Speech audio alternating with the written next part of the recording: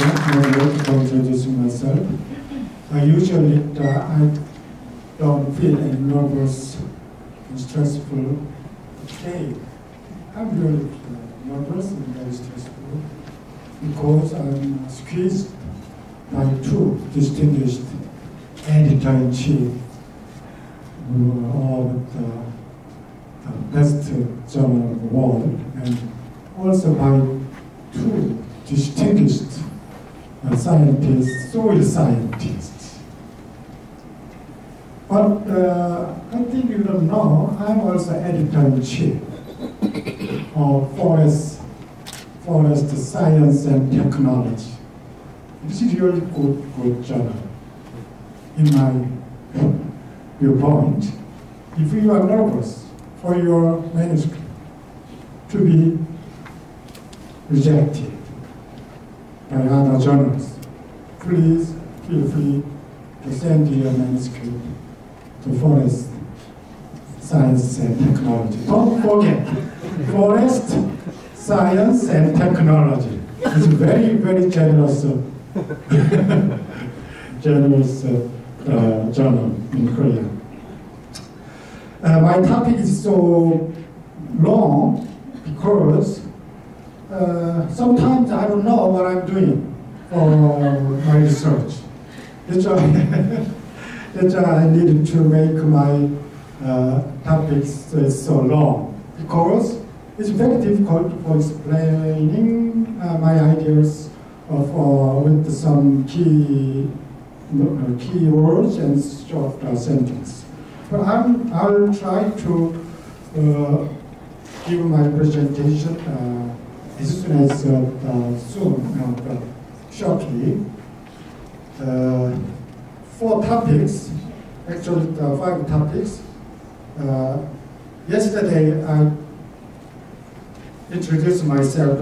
My name was Middle Latitude. I introduced a Middle Latitude, and this year our proposal to Horizon 2020 was approved by National Research Foundation. I'll explain about that, and I'll also shortly introduce our scientific approach for monitoring environmental resources or environment, and then I'll also introduce vulnerability assessment of the process. First, the middle latitude. Middle latitude is broadly can be defined as a horizon of 30 to 45 latitude, with the temperature from 10 to 20, but most dry and semi-dry region. And then almost 50% of world population live in this area, and they are experiencing water and food shortage by the extreme climate and environmental conditions. That's why in this area there are many challenges for the water scarcity, and then we need to think a kind of a new solution for solving the extreme environmental conditions in this area with the new pathway or paradigm of water food ecosystem nexus or resilience or security. There are many good scientific papers for middle latitude. The one this left side shows the variability of land CO2 sink is very high in middle latitude region. It means middle latitude region played an important role for variability of the global carbon sink. And the right side, the paper shows the forestation or restoration in middle latitude region can influence the circulation or the tropical precipitation. It means land degradation in middle latitude region can influence the negative carbon budget global carbon budget, and also it can negatively influence on global hydrological circulation. But in this area, still, this is our research from Mr. Song.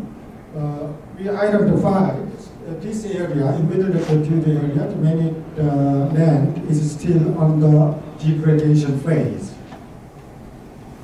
And other, comparing to northern hemisphere with the sustainable security phase. And with this land degradation phase, most of the SDGs goal is slowly achieved. It means that in this middle latitude region, there are still land conflicts, land cover or land use conflicts, and then it causes the lower societal or economical development in this area. As I understand, there are many international organizations in Northern Hemisphere. For example, Circumboreal Forest Organization. And then there are also international organizations in Mediterranean area. And there are also international organizations, Black Sea Economic Council, something like that.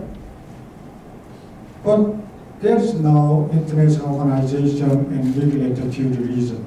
So, Korea University would like to initiate the middle latitude region network and work together with these countries. From 2015, we tried to establish middle latitude region network, and 2000 so far we have almost 8 expert group meeting in Korea or in COP, and through this expert group meeting, we established the middle latitude region network on the OJD, Ocean Resilience Research Institute, and we open also middle latitude website, as you see here, and then we have several membership from our colleagues.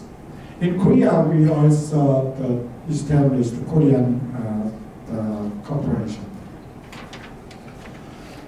So, in middle latitude region network, we would like to pursue the water food ecosystem resilience in relation to water food energy nexus and in relation to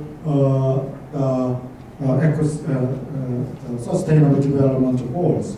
For example, the responsible consumption and production of food, water, bioenergy on the land and terrestrial ecosystem of Goal 15 can help to combat climate change in city communities through infrastructure and policy materials. It will be our goal for pursuing together.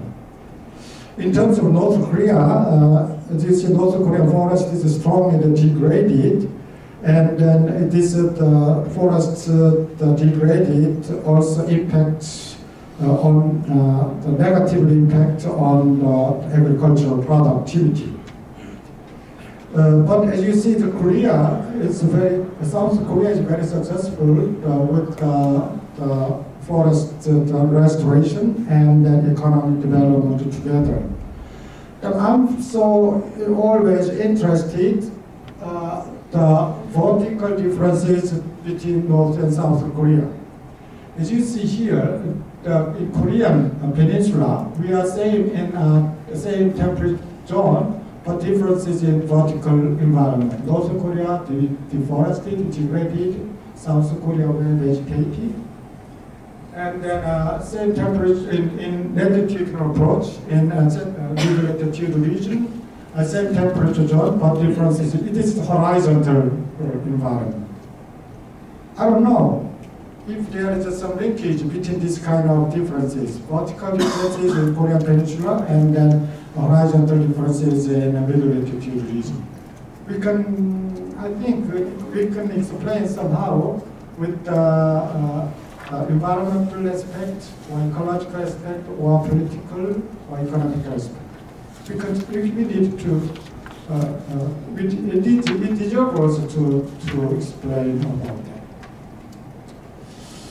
So actually, we tried to get the membership or partner of Horizon 2020. And last year, our consortium, European consortium, was passed or approved their proposal from European Commission.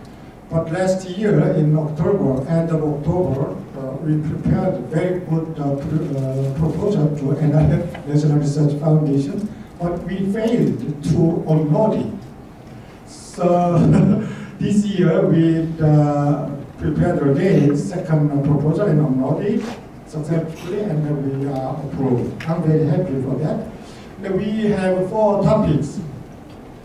Observation data-based food water ecosystem monitoring, and then vulnerability assessment, and adaptive pathway, and then data sharing system.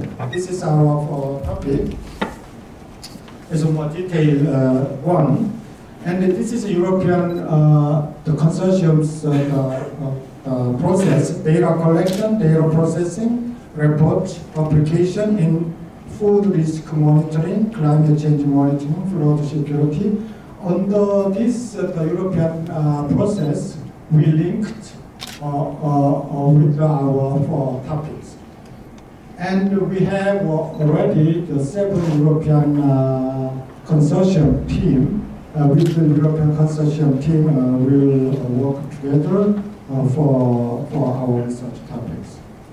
And we have a very good international relationship in Japan, in Kyoto University, from Professor Son, and Tsukuba, myself, and Professor Kim, and then PPACC in Taiwan, and the UNEP in Bangkok, in Bhutan, and Nepal, Dr. Wang. And then through this middle latitude network, we can connect the whole our international network for middle latitude region. Last year, we failed to upload our proposal to NRF, but we have done our research. The most of the first phase research already done, and then from this year, we'll continue to our research. This is our research team. One of our topics is monitoring. My background is GIS and remote sensing, but these days I'm so confused. Some of my students is very, very interested in new technology, called the deep learning system. I don't know, frankly speaking, deep learning system, but they call always deep learning system. And I know LabSat and MODIS, but the Sentinel-1-2, this is due satellite imagery from European space, with the 10-meter spatial resolution. They use this new satellite imagery, and then they apply this kind of deep learning. In my generation, I use always a linear relationship between food security and water scarcity, something like that.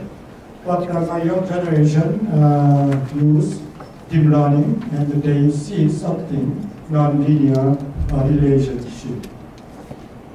I can understand this kind of new concept, and then they explain me with the deep learning system. This accuracy performance could be very highly excellent. I can understand this word. It's a very good word. Models complexity is not enough for what explaining data complexity. These days, data is so huge, and big data is very, very complex. But our model is very simple. I like really very simple model because our behavior, our activity is so simple. We cannot follow so deep scientific result. Our daily life is so simple. So I like very simple linear relationship and very simple result, even though it's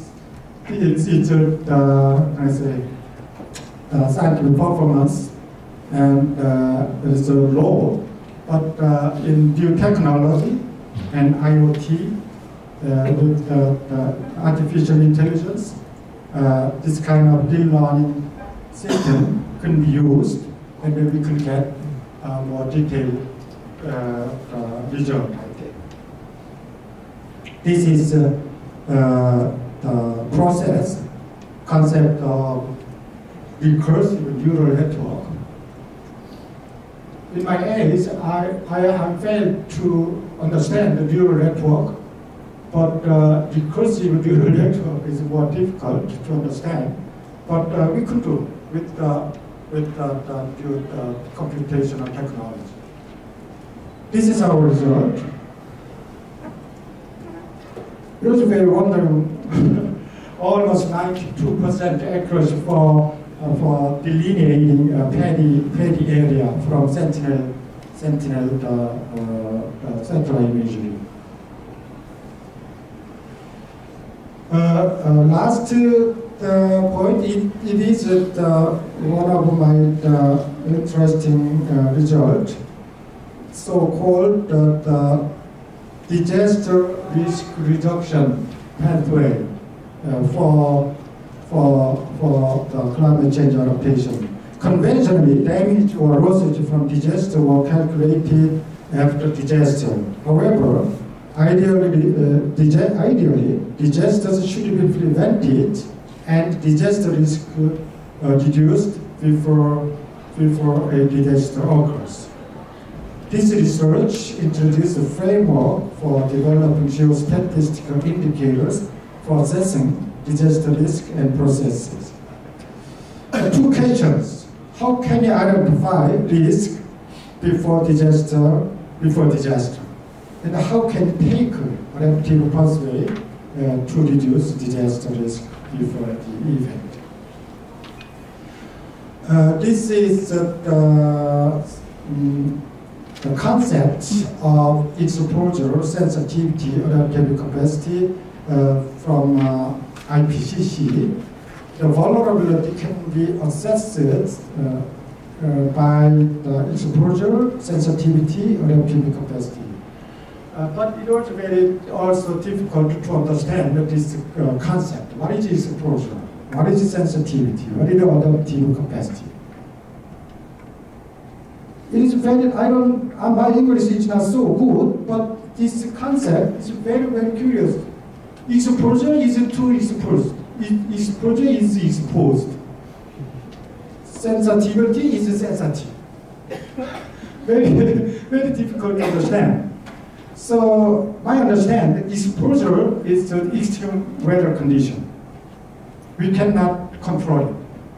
Sensitivity can be environmental condition, such as the water canal, something like that. We can control or improve this environmental condition with a kind of infrastructure. And adaptive capacity can be political or economical or social condition. This political, economic or social condition can be controlled or improved by our institution or law. So better for us to change the institution or the policy or the economic system, something like that.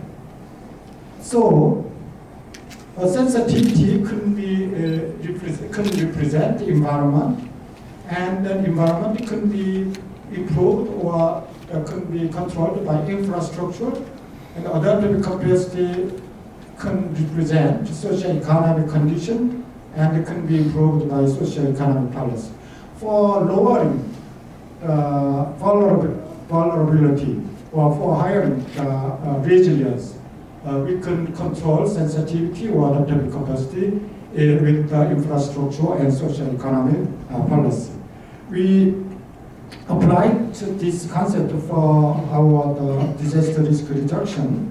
With the sensitivity and adaptive capacity map, we can produce a vulnerability map, and then we can take many adaptive pathway for controlling sensitivity or in terms of environment, and then adaptive pathway in terms of the socio-economic conditions.